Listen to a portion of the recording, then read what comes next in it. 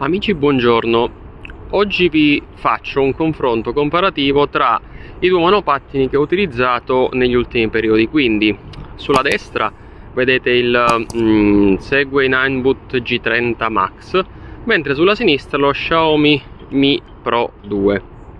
Ora, sono due monopattini di fascia alta secondo me, perché comunque rappresentano il modello più costoso per entrambi i marchi, ma sono comunque monopattini piuttosto diversi. Cominciamo anche solo da un punto di vista estetico a descriverli. Comincio a descriverli da un punto di vista puramente estetico e vi faccio capire quali sono le differenze principali, che poi vi racconterò quali sono gli effetti nell'uso che ne ho fatto io. L'ho usati circa 500 km ciascuno, sempre per il tragitto casa ufficio, quindi vi racconto la mia esperienza limitatamente a questo utilizzo.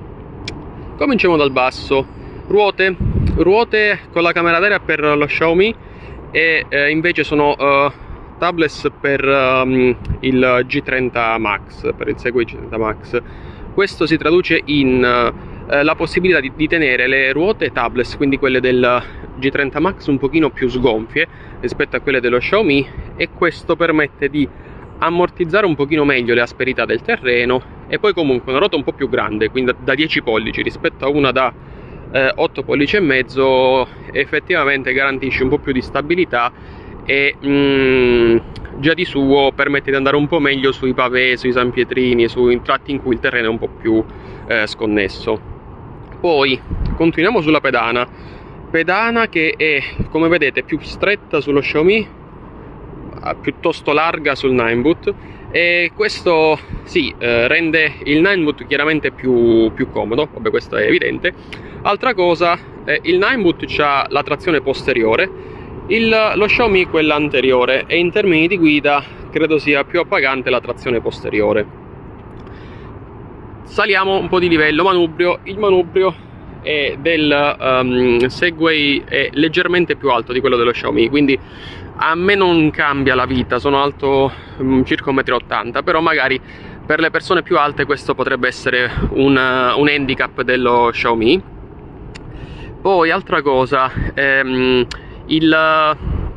come vedete sotto la pedana abbiamo delle batterie anche diverse, anche a giudicare solo dalla dimensione della pedana del G30 Max capite che c'è una batteria che è enorme, e questo si ripercuote chiaramente sull'autonomia dei due mezzi.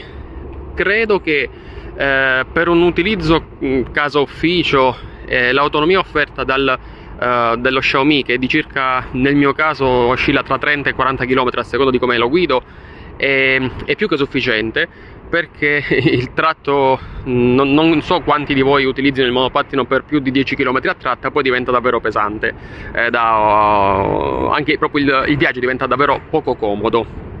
Però diciamo i 30 km secondo me sono più che sufficienti per un utilizzo di questo tipo.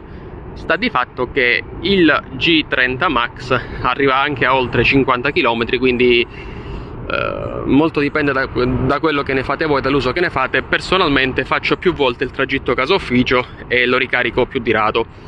Altra cosa che non è da sottovalutare è il fatto che il G30 Max, come vedete, ha solo questa porta qui, alla quale è sufficiente connettere un cavo tripolare, quindi quello che si utilizza per alimentare per esempio il monitor del PC o il PC in alcuni casi, e ha in pratica integrato quindi l'alimentatore. Dunque, se volete portarvi dietro tutto ciò che serve per ricaricarlo, vi basta portarvi un cavo.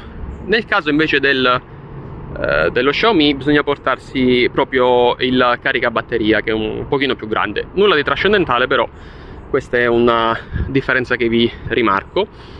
Altra cosa è il peso, quindi di sicuro autonomia del G30 Max migliore, eccetera eccetera. Di sicuro G30 Max un bel mattone, pesa quasi 20 kg, quindi dovendolo chiudere e portarlo sulle scale, diciamo che vi fate abbastanza i muscoli. Lo Xiaomi da questo punto di vista è secondo me imbattibile, perché offre un'autonomia ottima e il peso è di circa 15 kg, e quindi è davvero un piacere portarlo in spalla.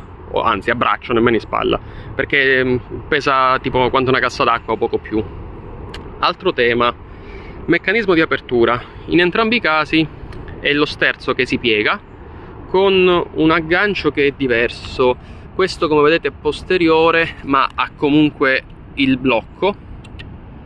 Questo del G30 Max è invece posto nella parte anteriore ed ha anche in questo caso il blocco. Direi che in quanto a sicurezza in entrambi i casi siamo tranquilli, e quindi lo vedo questo grosso modo come un pareggio.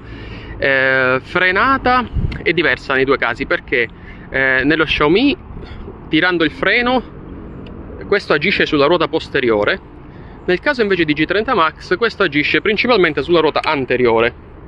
Quindi in termini di guida, chiaro, non faccio le gare, non fate le gare, a 20 all'ora non ti stravolge la vita. La frenata è buona perché tirando il freno, oltretutto nel G30 Max interviene anche il freno motore, il freno elettrico posteriore, quindi diciamo efficace secondo me allo stesso modo in entrambi i casi la frenata. Tematica invece, passando al prezzo, la differenza c'è perché il G30 Max costa di più, però credo sia tutto sommato giustificato dal fatto che ha pneumatici diversi, è un mezzo più grande, ha un'autonomia maggiore con una batteria più grande, quindi dipende dalle esigenze che avete, però secondo me è prezzo più che giustificato.